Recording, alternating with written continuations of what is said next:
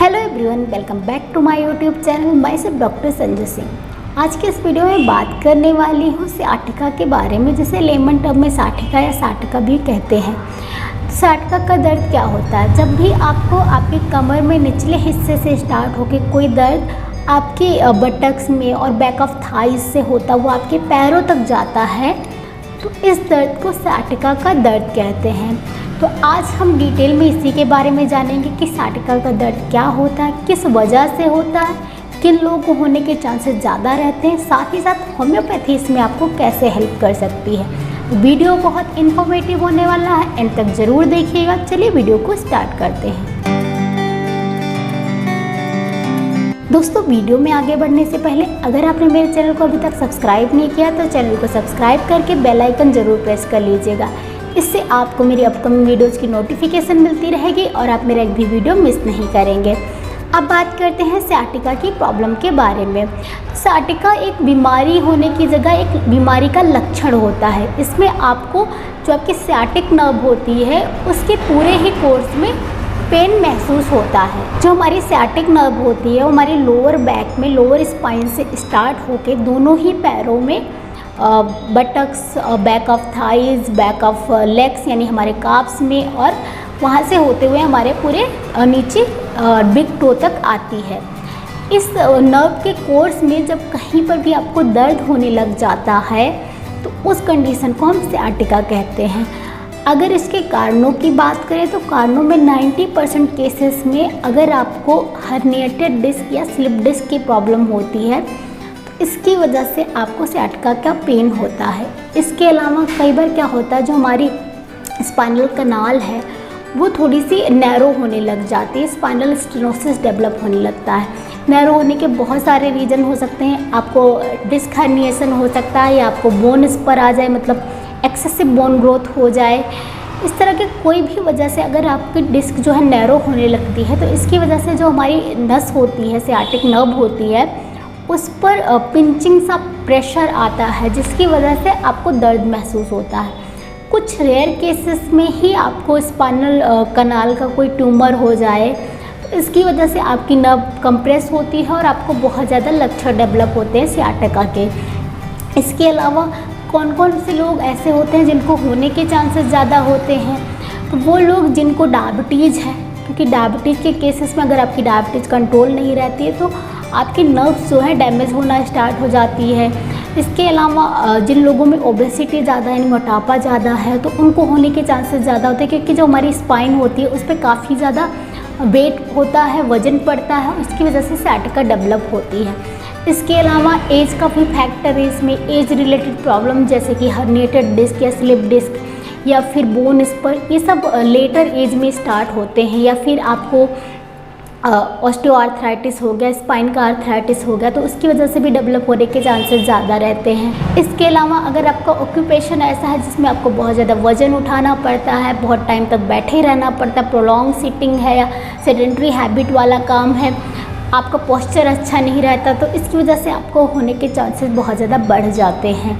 साथ ही साथ प्रेगनेंसी में ऐसा देखा जाता है कि प्रेगनेंसी में महिलाओं में sciatica बहुत ज़्यादा डेवलप होता है, लेकिन ये सेल्फ लिमिटिंग होता है। प्रेगनेंसी जब ख़त्म होती है तो उसके बाद ये अपने आप ही ठीक हो जाता है। इसके अलावा अगर आपको कोई ट्रॉमा हो गया, किसी वजह से आपको चोट लग गई, आपके लोअर बैक में निचले हिस्से में आपकी स्पाइन डैमेज हो गई, तो उसकी वजह से sciatica डेवलप हो सकता है। तो ये सारे कुछ पॉसिबल कॉजेज़ होते हैं, रिस्क फैक्टर्स होते हैं जिसकी वजह से आपको sciatica डेवलप होता है। लक्षणों की बात करें तो लक्षणों में आपको यही देखने को मिलेगा कि आपको जो है पेन होता है, जो आपकी कमर में निचले हिस्से से स्टार्ट होता है, फिर आपकी बटक्स में जाता है, यानी आपके कूल्हों में जाता है, बैक ऑफ थाई में जाता है, इसके अलावा आपके लेग्स में, काफ्स में जाता है और नीचे पैरों तक जाता है। ये दर्द जो है ज़्यादातर एक ही साइड का होता है, या तो आपको राइट साइडर sciatica होगा या लेफ़्ट साइडर sciatica होगा। बहुत ही रेयर केसेस में ये दोनों साइड को इन्वॉल्व करता है। दर्द ज़्यादातर आपको ऐसा दर्द होता है जैसे शूटिंग इलेक्ट्रिक टाइप का दर्द होता है। कई बार दर्द के साथ साथ आपको नमनेस हो जाती है, यानी सुन्नपन आने लगता है, झंझनाहट होती है, टिंगलिंग फील होती है। ये सारे कुछ इसके लक्षण होते हैं। जब आप बहुत टाइम तक बैठे रहते हैं, प्रोलॉन्ग सिटिंग के बाद आपको ये दर्द बढ़ जाता है। जब भी आप हंसते हैं बहुत ज़्यादा या छींकते हैं, खांसते हैं, तो इससे भी आपको बहुत ज़्यादा दर्द महसूस होता है। तो ये हो गए sciatica के लक्षण। अब बात करते हैं इसके मैनेजमेंट की। तो मैनेजमेंट के लिए कुछ जो इम्पोर्टेंट चीज़ें उसका आपको ध्यान रखने की ज़रूरत है। पहली बात, अपने पोस्चर का ध्यान रखिए। अगर आप बैठ रहे हैं ज़्यादा टाइम के लिए तो आप एकदम कमर सीधी करके बैठिए। इसके अलावा अगर आप फीमेल हैं, आपको हील्स पहनने की आदत है तो आप उसको भी अवॉइड कीजिए। ज़्यादा हील आप पहनेंगी तो इससे आपको प्रॉब्लम होगी। इसके अलावा बिल्कुल भी एक्टिविटी अगर आप नहीं करते तो इससे भी आपकी नर्व्स जो हैं वो और ज़्यादा डैमेज होंगी, उनमें कोई फ़र्क नहीं आएगा। तो थोड़ी बहुत एक्सरसाइज कीजिए, माइल्ड वॉकिंग हो गई, स्ट्रेचिंग हो गई, जिससे आपकी जो नर्व्स है वो थोड़ी सी स्टिमुलेट हो। थोड़ा एक्सरसाइज भी ज़रूरी होता है। तो इन सब चीज़ों का ध्यान रखिए। साथ में अगर आपको पेन बहुत ज़्यादा लग रहा है तो आप उसमें सिकाई कर सकते हैं। ठंडे या गर्म दोनों की सिकाई आप ट्राई कर सकते हैं, दोनों से ही आपको आराम मिल सकता है। तो ये कुछ हो गए जनरल मैनेजमेंट की बातें। अब बात करेंगे होम्योपैथिक मेडिसिन आपको इसमें कैसे हेल्प कर सकती है। होम्योपैथी बहुत इफ़ेक्टिव होती है किसी भी तरह के नर्व डिसऑर्डर में। अगर आपकी नर्व इन्वॉल्व है तो उसमें दर्द हो रहा है, किसी भी तरह की दिक्कत हो रही है तो उसमें होम्योपैथी बहुत अच्छा काम करती है। आज मैं 3 बहुत अच्छी होम्योपैथिक मेडिसिन बताने वाली हूँ। सबसे पहले हमारी होम्योपैथिक मेडिसिन है कोलोसिन 200 पावर में। कोलोसिन आपको तब लेनी है जब आपको लेफ्ट साइडेड sciatica हो। आपको लोअर बैक में पेन स्टार्ट होता है, फिर वो लेफ़्ट साइड में जाता है, लेफ़्ट साइड के आपकी बटक्स में, उसके बाद बैक ऑफ थाइज में जाता है, उसके बाद काफ्स में जाता है, उसके बाद पैरों में आता है। ये दर्द जो है आपको बहुत ज़्यादा सीवियर पेन होता है, कई बार इलेक्ट्रिक लाइक फील होता है, कई बार शूटिंग टाइप का पेन फील होता है। और इस दर्द में कई बार जब वो लेफ़्ट साइड में लेट जाते हैं तो आराम मिलता है, कई बार प्रेशर से भी आराम मिलता है और कुछ वार्म अप्लाई करने पे भी आराम मिलता है। तो ऐसे लक्षण अगर आपको प्रेजेंट हैं तो आप कोलोसिन लीजिएगा, आपको बहुत अच्छा रिजल्ट मिलेगा।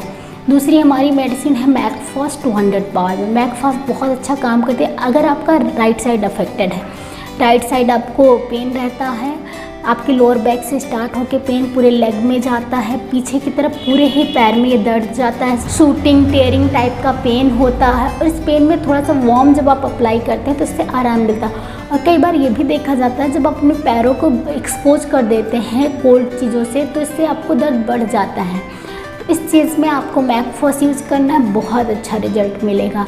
थर्ड हमारी मेडिसिन है नफाइलम 200 पावर में। नफाइलम उन केसेस में बहुत अच्छा काम करती है जहाँ पे आपको पेन तो है ही, पेन के साथ साथ नमनेस भी प्रेजेंट है, सुन्नपन लगने लग गया है पैरों में। कई बार पेन और नमनेस अल्टरनेट करते हैं और कई बार पेन के साथ साथ नमनेस आपको रह रहा है। किसी भी पैर में अगर आपको पेन के साथ नमनेस आ रहा है तो ऐसे में आपको नफाइलम यूज करना है।